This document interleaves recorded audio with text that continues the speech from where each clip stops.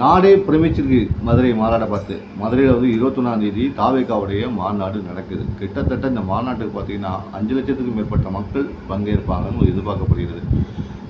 2 விதம் பார்க்கலாம். பிரபல நடிகர், உச்ச நடிகர் தொடங்கிய ஒரு கட்சி. அதனால் வந்து கூட்டம் கூடுவது இயல்பான விஷயம், மக்கள் அவரை பார்ப்பதற்கு வருவது இயல்பான விஷயம் என்று எடுத்துக்கொண்டாலும் அவர் மீது அன்பு கொண்டவர்களுடைய எண்ணிக்கையும் வந்து இதில் பார்த்தீங்கன்னா ரொம்ப அதிகமாகவே இருக்குன்னே சொல்லலாம். ஏன்னா வந்து ஒரு மாநாடு நடக்கிறதுக்கு முன்னாலேயே 2 நாட்களுக்கு முன்னாலே கூட்டங்கள் கூடுவது வந்து அவ்வளோ எளிதான ஒரு விஷயம் கிடையாது. நான் கூட்டம் சேர்க்கிறதுலாம் அவ்வளோ எளிதான விஷயம் கிடையாது. பல இடங்களில் வந்து பார்த்துருக்கோம் கூட்டம்.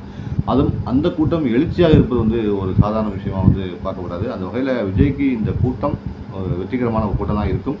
ஆனால் இந்த கூட்டம் வாக்குகளாக மாறுமாங்கிறது தான் எப்போதுமே ஒரு கேள்விக்குறியான விஷயம் தான். இதுவும் ஒரு கேள்விக்குறியான ஒரு விஷயம் தான். ஏன்னா வந்து தமிழ்நாட்டில் வந்து அதிமுக, திமுக 2 கட்சியுமே ஒரு பலமான கட்சி. 2 கட்சியுமே பார்த்திங்கன்னா மக்கள் எழுச்சி உள்ள ஒரு கட்சி தான்.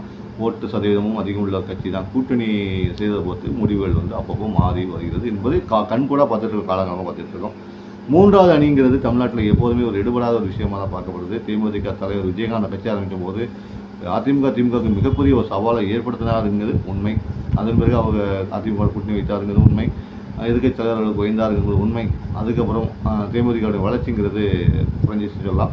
தற்போது மீண்டும் அது புதிய அத்தியாயத்தில் வந்து அவங்க உருவாகிட்டு இருக்காங்க. அடுத்த கட்ட நகர்வு நோக்கி பயணிச்சுட்டு இருக்காங்க. அது ஒரு பக்கம் இருக்கட்டும். இந்த நிலையில் வந்து விஜய் அவர்களுடைய பயணம் எப்படி இருக்குங்கிறது தான் பார்க்க வேண்டிய விஷயமாக பார்க்கப்படுது. விஜய் எந்த அளவுக்கு வாக்கில் குறிப்பாருங்கிறதையும் பார்க்கப்படுகிறது. அது இந்த மாநாடுடைய உத்தி சொல்லும். இந்த மாநாட்டில் எனக்கு தெரிஞ்ச ஒரு கூடுதல் தகவல் என்னென்னா, இந்த மாநாட்டில் விஜயோடைய கட்சி சின்னம் அறிமுகப்படுத்தப்படலாம் அப்படிங்கிறது கன்ஃபார்மாக ஒரு தகவல் வெளியாகிட்டு இருக்கு. மாநாட்டில் விஜயின் கட்சி சின்னம் ஆட்டோ வெளியாகலாம்னு வரைக்கும். ஏன்னா கிட்டத்தட்ட ஆட்டோங்கிறது உறுதி பண்ணி ஏற்பட்ட விஷயமா இருக்குது. இடையில தேர்தல் ஆணையம் கூட வந்து பதிவு செய்யப்பட்ட கட்சிகளுக்கு சின்னங்களை ஒதுக்கியிருக்காங்க. பாமகக்கு மாம்பழ சின்னம் கூட ஒதுக்கிதான் அன்புமணி ராமதாஸ் சொல்லியிருந்தார். அந்த வகையில் பதிவு செய்யப்பட்ட கட்சியாக அறிவிக்கப்பட்டுள்ள தாவேகாவுக்கு ஆட்டோ சின்னம் ஒதுக்கப்பட்டதாக ஒரு தகவல் வெளியாகிருக்கு.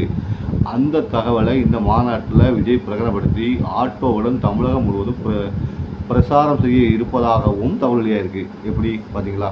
ஒரு வித்தியாசமான ஒரு இந்த மாநாட்டில் வந்து இந்த மாதிரி அறிவிப்பு விட்டு மக்களுடைய தொண்டர்களுடைய ஏகோபித்த ஆதரவுடன் அவர் பிரச்சாரத்தை தொடங்க போகிறார். அப்போ 2026 தேர்தல் மிகப்பெரிய அளவில் ஒரு எதிர்பார்ப்புகின்ற ஒரு தேர்தலாக தான் இருக்கும். சவால் நிறைந்ததாக இருக்கும். யாரை தேர்ந்தெடுப்பாருங்கிறதை பொறுத்து பார்ப்போம். நாமும் பார்ப்போம். தொடர்ந்து அரசியல் பேசுவோம். நான் உங்கள்